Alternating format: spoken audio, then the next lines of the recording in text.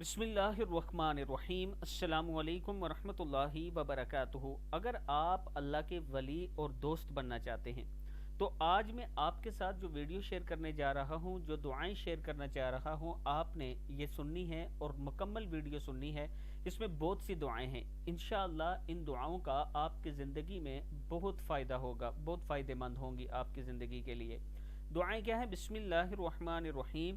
جو شخص بستر پر لیٹے اور یہ دعا پڑھے، لا الہ الا اللہ وحدہ لا شریک لہ لہ الملک ولہ الحمد وہو علی کل شیء قدیر، لا حول ولا قوة الا باللہ، سبحان اللہ والحمد للہ ولا الہ الا اللہ واللہ اکبر۔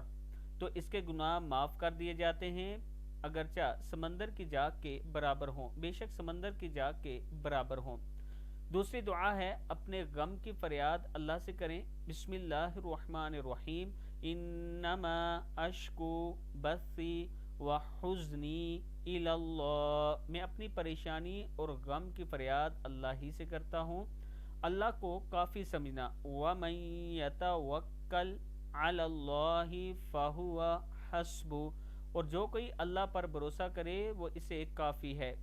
ابن عباس رضی اللہ تعالیٰ عنہ فرماتے ہیں کہ جب ابراہیل علیہ السلام کو آگ میں ڈالا گیا تو ان کا آخری قول یہ تھا، یعنی آخری دعا، حسبی اللہ و نعم الوکیل، مجھے اللہ کافی ہے، وہ بہترین کارساز ہے۔ پھر استغفار یوں کر لیا کریں، لولا تستغفرون اللہ لعلکم ترحمون، تم اللہ سے بخشش کیوں نہیں طلب کرتے تاکہ تم پر رحم کیا جائے۔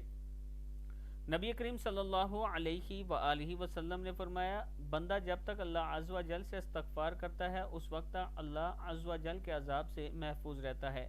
ربی انی ظلمت نفسی فاغفر لی، اے میرے رب بے شک میں اپنے آپ پر ظلم کیا پس مجھے معاف فرما، اے میرے رب بے شک میں نے اپنے آپ پر ظلم کیا ہے پس مجھے معاف فرما۔ رب اغفر وارحم وانت خیر الراحمین، اے میرے رب بخش دے اور رحم کر، اور تو رحم کرنے والوں میں سب سے زیادہ رحم کرنے والا ہے۔ استغفر اللہ و اتوب الیہ، میں اللہ سے استغفار کرتا ہوں اور اس سے توبہ کرتا ہوں۔ رنج و غم میں کثرت سے تسبیح کیا کریں، سبحان اللہ و بحمدہ، پاک ہے اللہ تعریف کے ساتھ۔ اور پھر یہ دعا پڑھ لیا کریں، وَلَقَدْ نَعْلَمُ أَنَّكُمْ يَضِيقُ صَدْرُكَ بِمَا يَقُولُونَ فَسَبِّحْ بِحَمْدِ رَبِّكَ وَقُم مِّنَ السَّاجِدِينَ وَاعْبُدْ رَبَّكَ حَتَّى يَأْتِيَكَ الْيَقِينُ۔ صدق اللہ العظیم۔